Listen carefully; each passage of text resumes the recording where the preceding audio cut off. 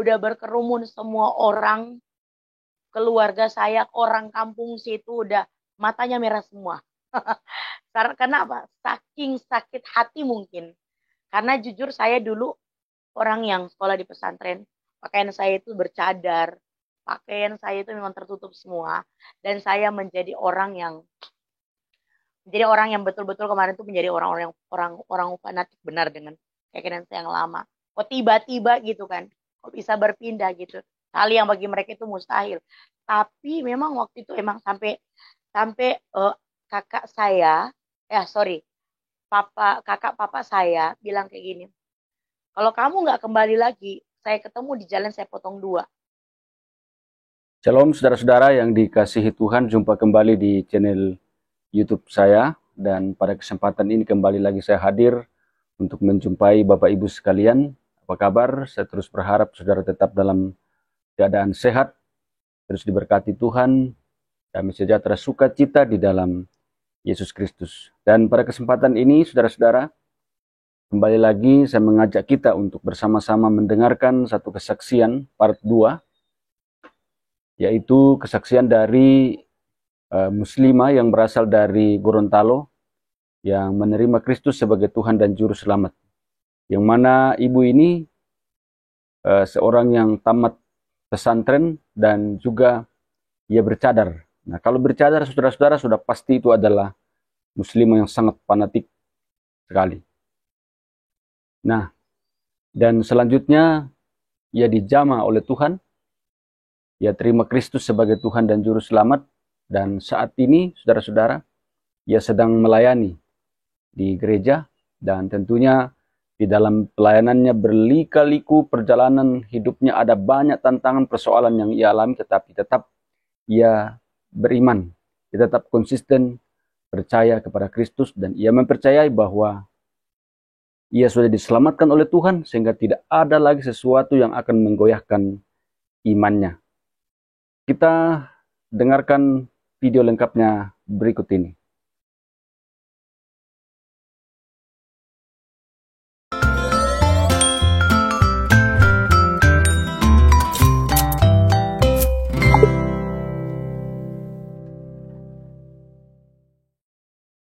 Pertolongan Tuhan Yesus tidak pernah datang terlambat. Jadi waktu itu Kak Miet dan Kak Samu, oh ya, oke. Diboncenglah saya ke Pineleng.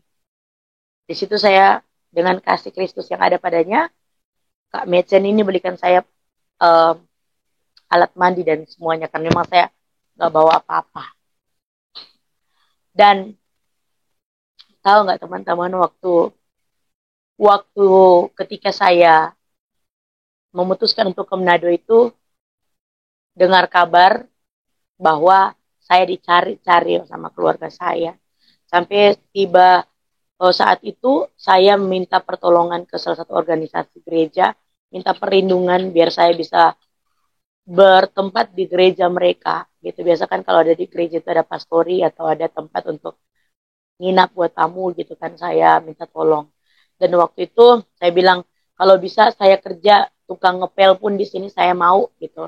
Karena saya juga nggak mungkin kan hidup dengan menerima imbalan kasih dari orang Kristen. Artinya gini, orang Kristen kan biasa kalau misalnya dengar orang kedar bertobat kan luar biasa gitu kan. Jadi suka memberi karena memang kasih Kristus. Tapi kadang-kala juga orang kedar karena udah kasihkan sama orang Kristen, terima-terima bersih aja. Tapi waktu saya bilang jadi tukang pel aja sini saya mau, itu saya mau kerja. Oke. Mereka berunding dalam gereja dan mereka nggak bisa tampung saya dalam gereja. Tapi ada salah satu full time dalam gereja itu bilang, ya udah tinggal aja sama ibu dulu. Dan saya diajak tinggal sama ibu full time ini. Ya, saya diajak tinggal. Ya, Mam Nomi kalau nonton, ya Mam Nomi thank you ya. Terima kasih banyak. Jadi Mam Nomi ini ngajak saya tinggal dengan dia. Jadi ada sekitaran berapa bulan di situ sampai saya dikasih sekolah Alkitab. Dia salah satu organisasi gereja juga. Jadi sampai saya di situ wisuda juga.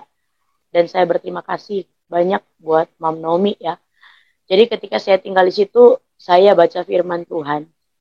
dari Matius sampai ketika saya pas baca dalam Yohanes, saya betul-betul mengerti bahwa benar hanya Tuhan Yesus, Tuhan yang benar, Tuhan yang ajaib, Tuhan yang penuh mujizat, dan dialah junjungan yang ilahi.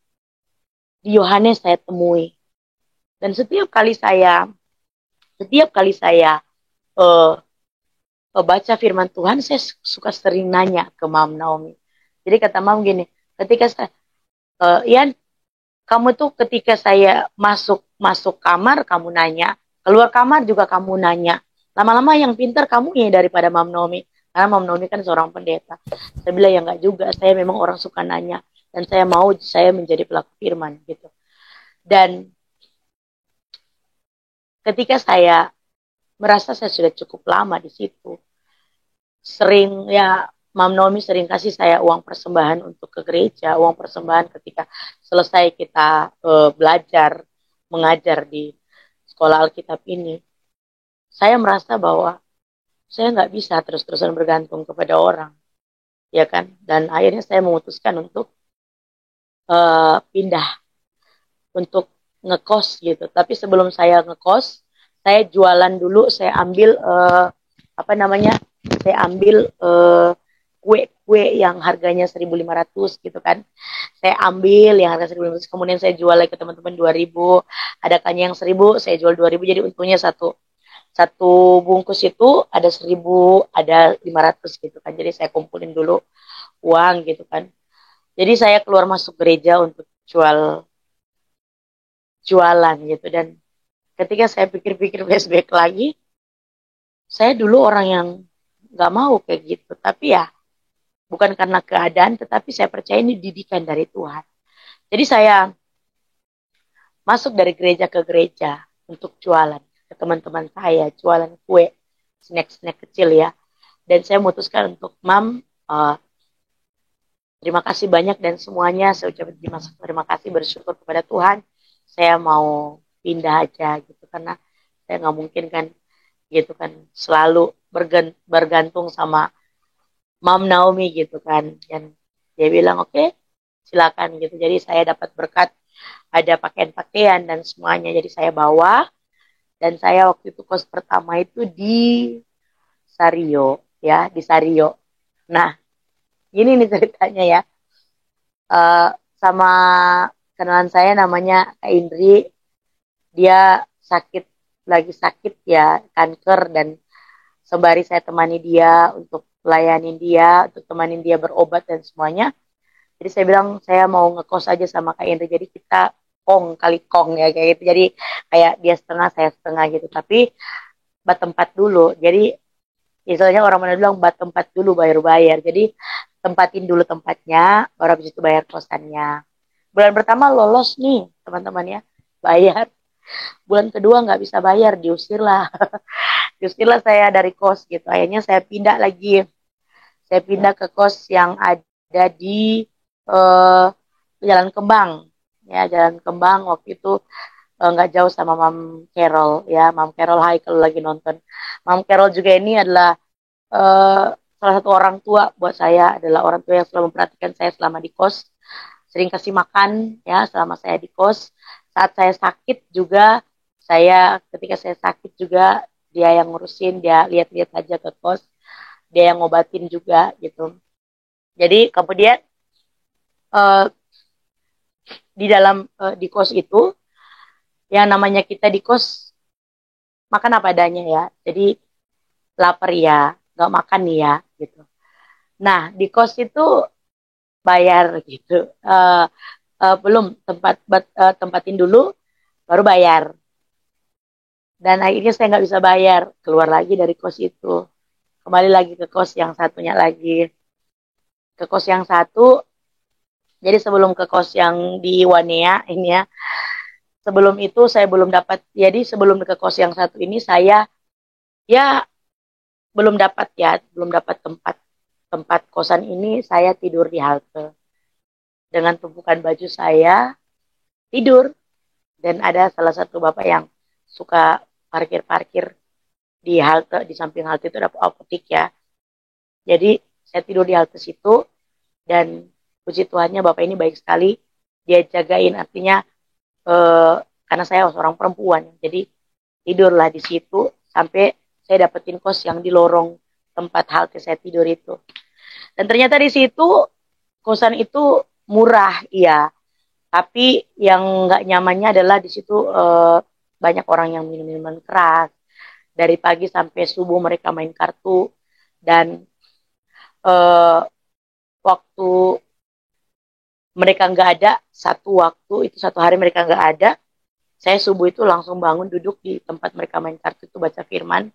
Dan ternyata mereka kurang senang dan mereka laporkan ke ibu kos, katanya bla bla bla dan semuanya. Dan akhirnya ibu kos bilang, dari ya dia pikir daripada dia kehilangan banyak orang yang kos, lebih baik dia keluarin saya. Jadi dia bilang kamar ini mau dipakai, jadi saya mau nggak mau saya harus keluar.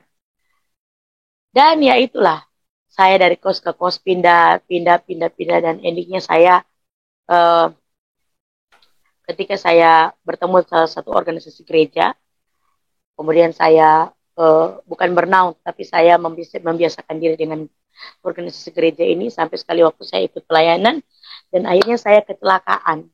Kecelakaan itu kecelakaan itu ada di kaki saya itu ada 8 jahitan. Jadi kita ada berdua. Sebenarnya saya yang bawa motor. Sebenarnya kan kalau misalnya kecelakaan itu kan yang dibonceng itu kan pasti yang parah gitu kan, yang kecelakaannya gitu, yang lukanya gitu. Tapi ternyata yang parahnya itu saya waktu itu. Jadi kaki saya itu kayak eh, apa kayak pokoknya lubang gitu ya, diiris kayak gini, kemudian kayak pokoknya terangkat semua dagingnya. Dan saya dibawa ke rumah sakit. Waktu itu saya mikir, aduh Tuhan, ini biaya di mana dan semuanya.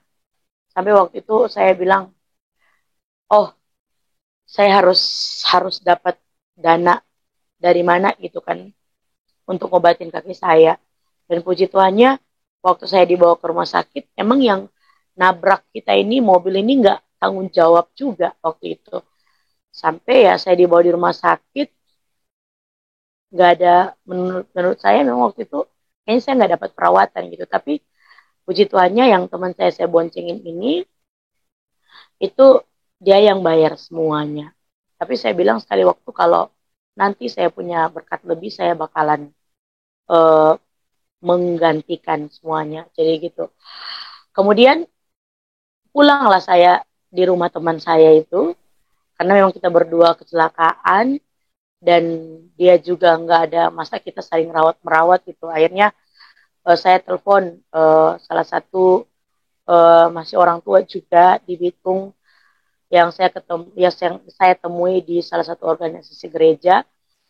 Saya telepon, saya bilang, Mami, saya kecelakaan.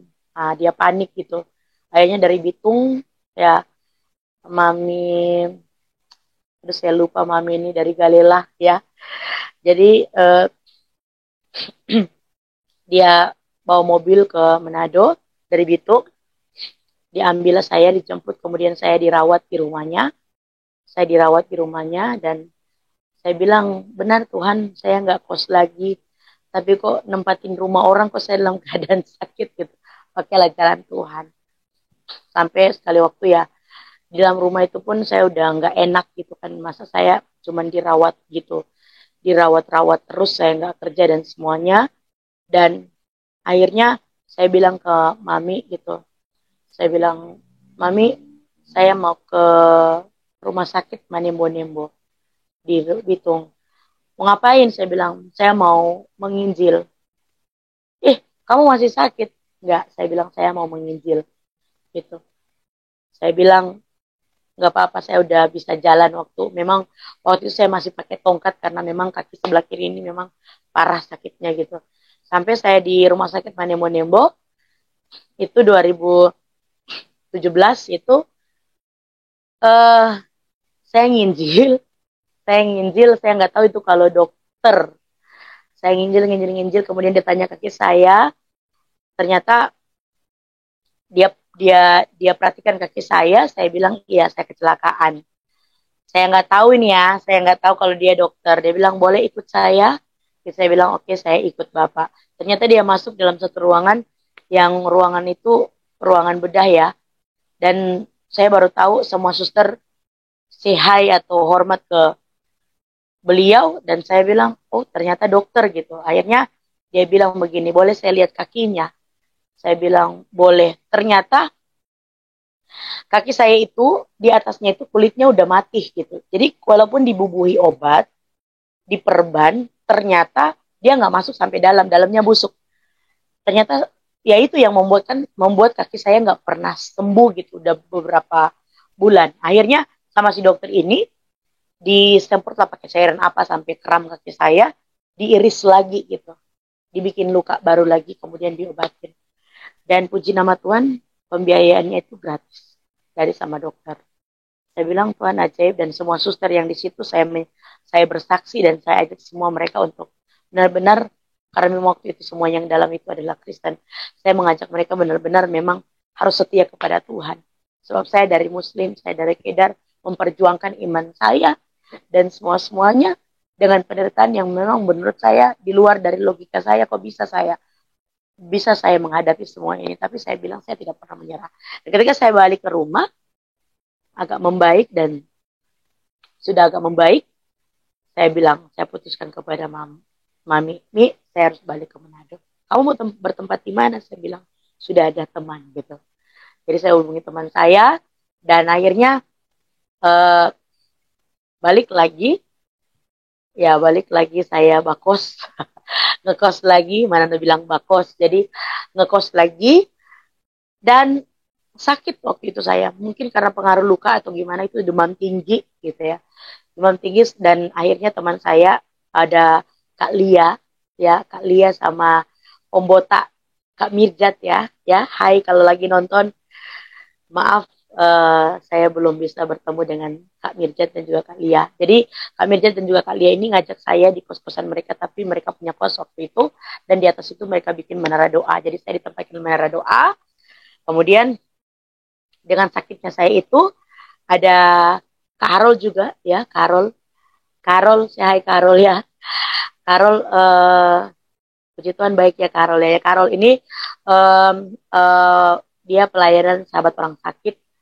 Jadi kemudian dia yang memberikan biaya tambahan buat saya untuk periksa ke dokter.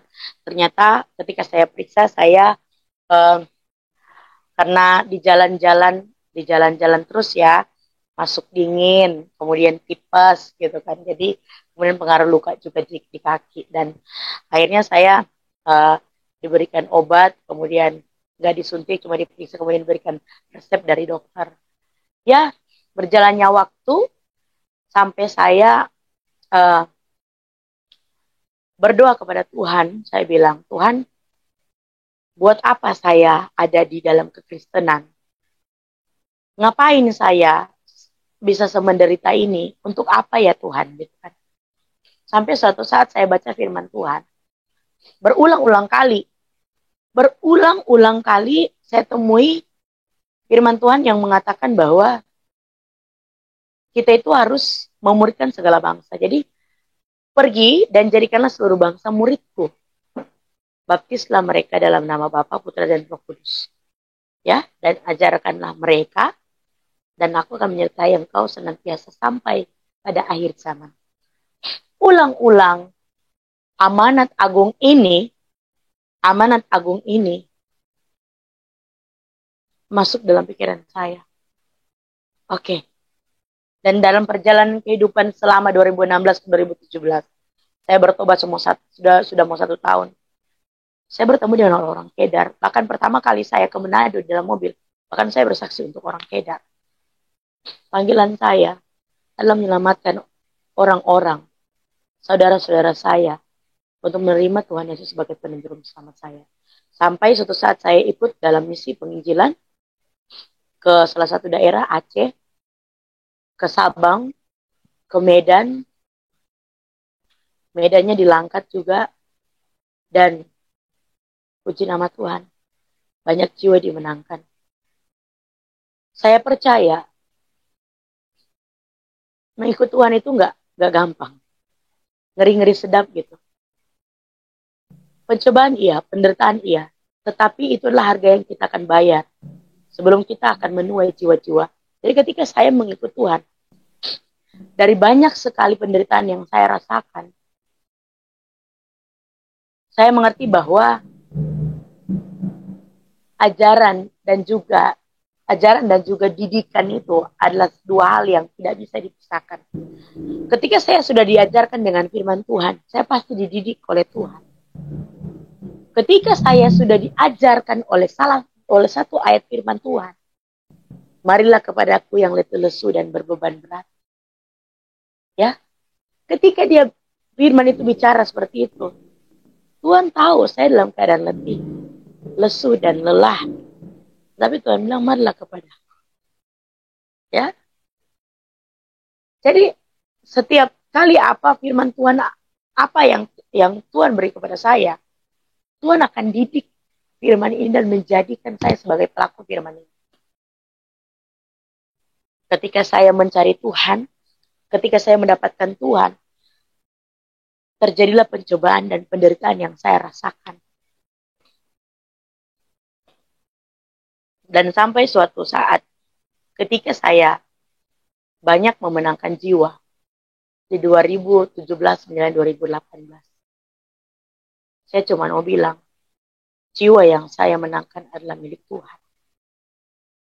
Dulu, waktu saya masih sendiri, belum menikah, saya nggak tahu anak rohani saya mau tampung di mana. Tapi ketika saya sudah menikah, saya bertemu dengan suami saya tahun 2019. Jadi saya bertobat lebih dulu, saya bertemu dengan suami saya dalam penginjilan, dan dia juga menginjil juga. Jadi saya bertemu, dia adalah orang gerejawi sekali gitu ya. Bisa dikatakan Bapak Gembala ya. Tapi saya adalah orang lapangan. Saya bilang bagaimana menyatukan dua insan yang berbeda ini. Tapi puji Tuhan, sama-sama kita dalam satu visi dan satu misi untuk memenangkan jiwa. Dan apa yang saya dapatkan ketika saya ikut Tuhan. Ketika saya mendapatkan penderitaan, ketika saya mendapatkan pencobaan, dan jujur bisa dikatakan saya punya hutang ya. Saya punya hutang, artinya hutang di sini adalah ketika saya kecelakaan, saya dibayarin. Buat saya, iya, menurut mereka itu adalah berkat buat saya. Tetapi saya sudah bilang, ketika saya memiliki berkat yang lebih, saya pasti akan bayar. Saya pasti akan, karena saya percaya Tuhan mau memberkati saya. Tuhan pasti memberkati saya. Dan saya pun pasti akan memberkati. Karena tujuan keluarga kecil saya adalah diberkati untuk memberkati. Berjalannya waktu, ketika saya mendapatkan salah satu anak rohani, namanya si Hana, ya, Hana. Dia sudah pernah kesaksian juga di channelnya Bapak Stephen Ibrahim. Hana adalah anak rohani saya yang berasal dari Tidore, ya. Dia hidup bersama saya di Manado sangat lama. Sampai suatu saat ketika saya di 2018 disuruh pulang sama bapak saya pikir saya disuruh pulang karena memang udah adem-adem, udah baik-baik ya. Ternyata saya di sana katanya mau disuruh ruqyah. Ruqyah katanya saya ada jin besar gitu. Saya bilang oke, di ruqyah nggak apa-apa. Saya bilang kamu mas. Tapi satu perjanjiannya, saya mau satu syarat. Kalau misalnya dalam diri saya nggak ada jin, bapak sama ibu yang harus ikut saya. Tapi kalau saya punya jin, saya ikut bapak sama ibu. Tapi mereka nggak mau, takut ternyata. Jadi sampai saya bilang, ternyata mereka percaya, mereka pun percaya. Kalau memang nggak ada, saya ikut kalian. Tapi kalau memang nggak ada, kalian ikut saya. Iya. Tapi kalau ada, oke, saya akan balik lagi. Tapi ternyata mereka nggak berani. Dan akhirnya saya pulang. Saya pulang dari Gorontalo ke Manado. Dan waktu itu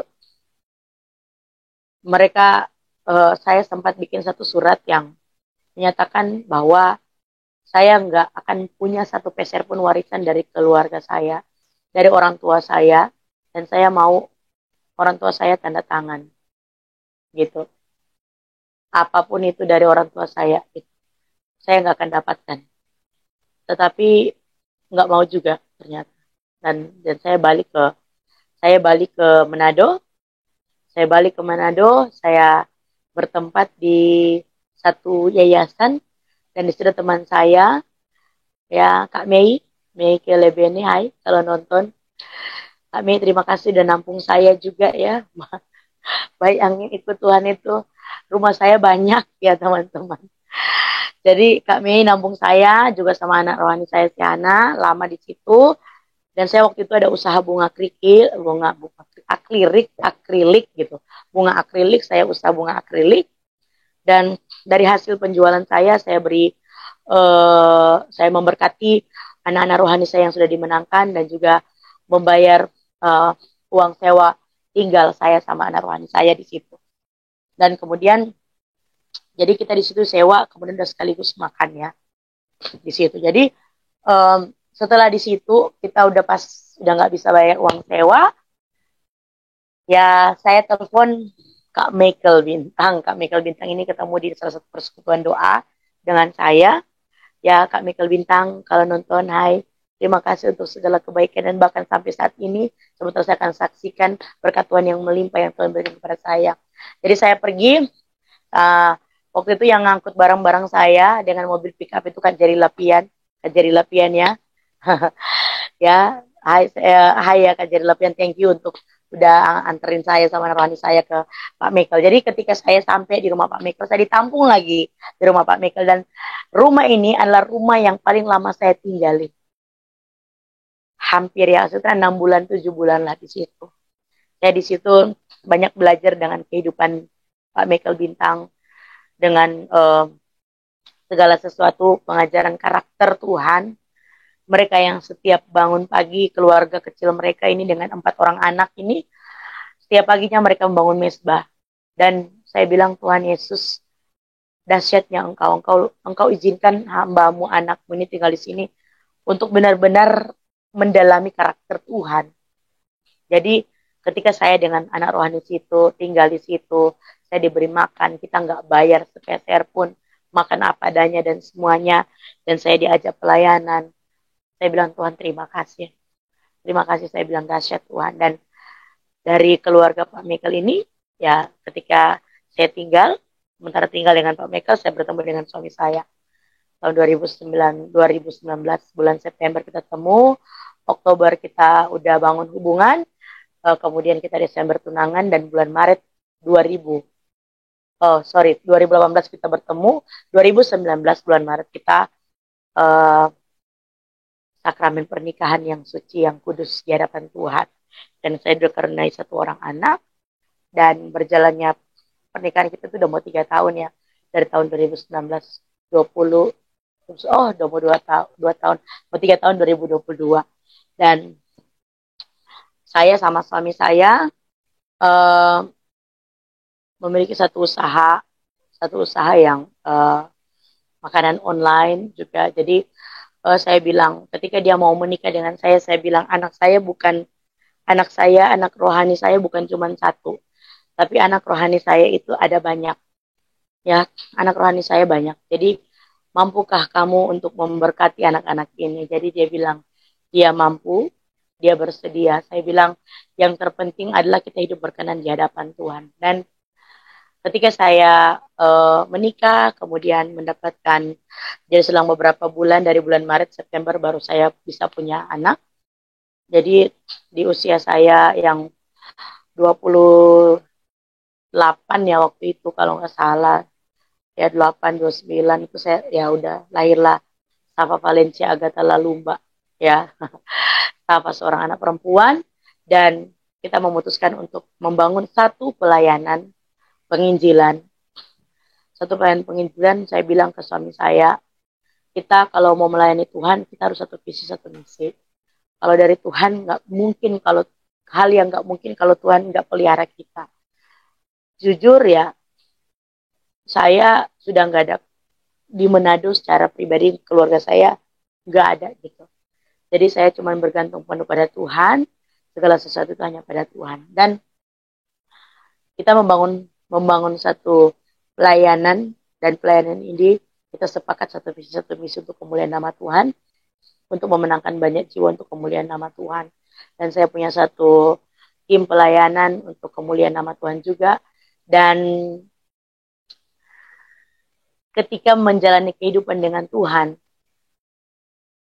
saya mengerti betul bahwa kekristenan itu, ketika kita menjadi murid Kristus, bukan enaknya yang kita dapat. Ketika kita memfokuskan diri kita kepada Tuhan, seperti firman Tuhan katakan, kejarlah dahulu kerajaan Allah, maka semuanya akan ditambahkan. Ketika kita fokus dengan Tuhan, benar-benar kita fokus dengan Tuhan. Artinya gini, kita tidak mencuri kemuliaan Tuhan. Ketika kita benar-benar mengerti mau Tuhan, mengerti hati Bapa, mengerti visi misi Tuhan, maka yang terjadilah berkat mengikuti. Saya mau kesaksian dari apa yang Tuhan sudah berikan kepada saya, kepada teman-teman pelayanan saya, kepada keluarga kecil saya. Beberapa hari yang lalu, nggak beberapa hari yang lalu, sebelumnya, ketika saya membangun ministry ini, kita nggak punya kendaraan, kita nggak punya, kita berlandaskan, pokoknya kita pelayanan kita menghidupi pelayanan kita dengan usaha kita, usaha keluarga kecil saya. Jadi semuanya buat Tuhan gitu kan. Pokoknya kita kemana-mana kita dengan tim, pokoknya kita mau naik angkot, mau naik apapun gitu. Sampai suatu saat saya bilang, Tuhan, saya mau mengucap syukur dengan kendaraan yang telah kau berikan. Sampai waktu saya doa, saya bilang, kendaraan di mana gitu kan. Suatu saat ya, ada berkat yang Tuhan beri.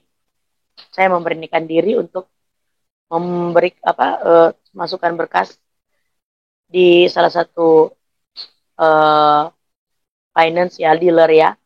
Dan di situ ada Kak Michael Bintang juga di situ, dia sebagai salesnya. Saya kasih masuk berkas dengan uang muka yang ada, dengan hasil dari usaha kita. Uang mukanya kecil. Saya mau ambil yang biasa-biasa saja. Tapi saya bilang ini kan untuk usaha menopang pelayanan, and then juga untuk pelayanan gitu. Saya bilang begini, uang saya waktu itu belum cukup untuk saya kasih uang DP ya. Ini saya mau ceritain, Tuhan luar biasa. Saya doa sama tim nih, doa. Iman saya bilang begini. Saya bilang begini, kalau memang ini waktu Tuhan, kalau memang ini adalah berkat dari Tuhan, uang saya genap. Hari itu juga, saya bilang saya nggak mau tahu uang saya genap kalau misalnya ini dari Tuhan. Saya berdoa. And then ternyata teman-teman tahu dalam perjalanan, Tuhan yang gerakkan hati dari seorang hamba ini, nyisipin berkat ini ke dalam tas saya. Sampai di sana saya bilang, loh, ini dari mana gitu? Saya mau telepon tapi kata suami biar aja dulu. Saya bilang oke. Terkenapa ini berarti berkat Tuhan. Saya keluarin sambil meneteskan air mata teman-teman waktu itu di dealer. Saya bilang, oke. Kenapa nangis? Kata Pak Michael Bintang. Saya mau kesaksian nih kayak gini. Waktu saya dalam perjalanan, hati saya ini dalam keadaan, kalau nggak genap berarti bukan waktu Tuhan. Oke. Pas saya buka ternyata ada amplop gitu. Genap lah gitu kan. Saya serahkan. Sampai waktu itu tersentuh juga Pak Michael Bintang. Tuhan ajaib ya. Iya, Tuhan ajaib. Saya serahkan. Seminggu, 2 minggu ngurusin dan semuanya berkas-berkas dan semuanya. Nggak bisa gitu. Saya bilang, Tuhan, langkah awal itu Tuhan udah tolong. Masa langkah kedua Tuhan nggak tolong? Saya perkatakan, saya deklarasikan terus. Karena saya percaya perkataan itu adalah doa. Saya deklarasikan, Tuhan, masa Tuhan nggak tolong? Saya percaya Tuhan saya Tuhan yang ajaib. Tuhan yang luar biasa. Yang memberikan pertolongan tepat pada waktunya iman saya ketika saya ke Manado. Berjalannya waktu. Diteleponlah saya, selamat siang. Iya, selamat siang Pak Mek. Bisa nian gitu. Terus, cuman bukan foto yang biasa-biasa itu dikasih sama bos besar. Loh, kok iya? Waktu itu Katanya Pak Michael, saya nego ke Bapak, ke bos besar ini. Bos besar Wuling nih katanya. Terus saya injililah, saya kenalin lah dengan pelayanan kamu dan semuanya gitu. Dan dia merasa terbebani dan akhirnya bukan yang level pertama mobil yang dia kasih. Yang level 3-nya yang dia kasih. Saya bilang, itu mahal Pak Mek. Saya nggak mampu bayar. Saya bilang, uang saya ini nggak cukup uang mukanya. Besar loh uang mukanya, cicilannya juga besar. Saya nggak mampu. Nggak kok, gitu. Cuman tambahin 5 juta doang. 5 juta. Cicilannya gimana? Sama yang paling rendah cicilannya dia udah nego ke pusat. Saya bilang, 5 juta diambil di mana Pak Mike? Iman saya mengatakan lagi, masa udah level 2 Tuhan nggak tolong gitu. Level 3 pasti Tuhan tolong. Saya waktu itu panggilan udah paling terakhir nih ya, kemarin ya. Kemarin dulu malam. Yan, 5 juta ya. Oke, siap. Waktu itu dapat telepon lagi. Bu, bisa minta tolong berdoa. Oke, bisa. Bentar, saya siap-siap dulu. Sudah saya naikin drive ya. Tahulah naikin drive ya. Naikin drive sedikit-sedikit bayar, sedikit bayar. Waktu itu uang pas-pasan emang. Karena udah kasih ke dealer semuanya. Waktu itu uang 50.000 di tangan nih teman-teman ya. 50.000 bayar in drive itu 22.000 dari sini ke tempat untuk doa. Ke sana sudah dari pagi sampai siang kita disediain makan siang, berdoa untuk orang yang ulang tahun. Dan orang yang ulang tahun pun nggak menyediakan apa-apa, tetapi karena kita udah lama, waktu itu hujan deras sekali, disediainlah kita makan siang, makan. Baliklah kita ke tempat ibu yang undang saya, bayarlah kita in drive, bayar. Sampai ke tempat ibu yang telepon saya ini, saya bilang begini, saya ceritakan, saya sharing. Ibu bilang, kita pujian penyembahan aja, Bulian gimana? Saya bilang, oke kita pujian penyembahan. Pak Mike telepon gimana? Gimana Yan? Udah dapat apa belum? Belum Pak. Belum. Saya imani. Tuhan kalau ini dari Tuhan saya nggak ngutang Tuhan. Saya nggak pinjam duit. Saya bilang Tuhan saya nggak ngutang, saya nggak pinjam duit. Kalau ini dari Tuhan. Kita pujian penyembahan di tempat ibu ini. Pujian penyembahan. Suami saya ini main gitar ya. Main gitar kita puji-pujian. Kemurahan lebih dari hidup. Kita puji-pujian. Puji-pujian. Dengan iman ku hadapi semua. Dalam keadaan badai waktu itu hujan. Saya beriman. Saya tidak, pokoknya saya bilang, kalau dari Tuhan saya nggak utang, saya nggak minjem. Waktu Tuhan pasti yang terbaik. Telepon Pak Mek. Yan, kenapa Pak? Saya pikirkan nanya lagi, udah apa belum? Yan, sudah. Sudah ada yang memberkati. Nangis saya waktu. Nangis. Kenapa saya nangis? Perbuatan Tuhan ajaib. Kalau dari Tuhan, Tuhan gak nyusahin. Kalau dari Tuhan, kita gak susah. Ketika hal-hal itu Tuhan izinkan, Tuhan mau melihat respon hati kita bersyukur atau tidak. Ketika kita menginginkan sesuatu yang dikehendaki Tuhan, ketika sesuatu yang dikehendaki Tuhan, yang Tuhan mau berikan kepada kita, dan kita sudah berbunga-bunga, kita sudah dengan sukacita, kemudian Tuhan dengarkan lagi dengan duka cita. Tuhan cuma mau lihat respon kita bersyukur atau tidak. Dan puji Tuhan dengan syukuran itu dan dengan puji-pujian. Selesai. Pergi malam ke dealer. Malam. Cuma saya customer yang diberikan kesempatan malam hari. Malam hari tanda tangan. Berbalik ke rumah. Suruh balik lagi ke dealer. Tanda tangan kontrak lagi. Dan puji nama Tuhan. Kemarin. Mobil untuk pelayanan. Mobil untuk kemuliaan Tuhan. Mobil untuk keagungan Tuhan. Untuk mempermudah pelayanan. Tuhan kirim dan sudah bisa diambil. Buat Pak Michael, terima kasih Pak Michael Bintang sudah bantu saya. melalui hambanya ini, Tuhan memperlihatkan kebesaran Tuhan. Dia memiliki karakter yang luar biasa, yang menurut saya menjadikan dia sebagai contoh dalam kehidupan yang nyata. Terima kasih Pak Michael Bintang. Kalau lagi nonton, saya ucapin banyak terima kasih. Tuhan Yesus memberkati Bapak dan keluarga. Dan puji nama Tuhan, berkat yang saya terima, saya tidak terima secara gratis. Kenapa saya bilang seperti itu? Karena apa yang Tuhan beri kepada kita, balasannya adalah kita setia kepada Tuhan. Tidak merasa angkuh, tidak merasa congkak, tidak merasa sombong. Dan puji nama Tuhan, saya ada sampai saat ini. Semuanya karena keagungan Tuhan. Saya ucapkan juga buat suami saya, yang selama ini dampingi saya. Memang saya agak cerewet, tapi dia adalah orang yang sabar. Saya ucapkan terima kasih buat keluarga yang ada juga yang selalu mendukung saya dalam pelayanan saya. Dan hanya itu saja yang saya bisa saksikan malam hari ini. Ya, demikian video ini saudara-saudara. Semoga dapat bermanfaat, memberkati saudara semua.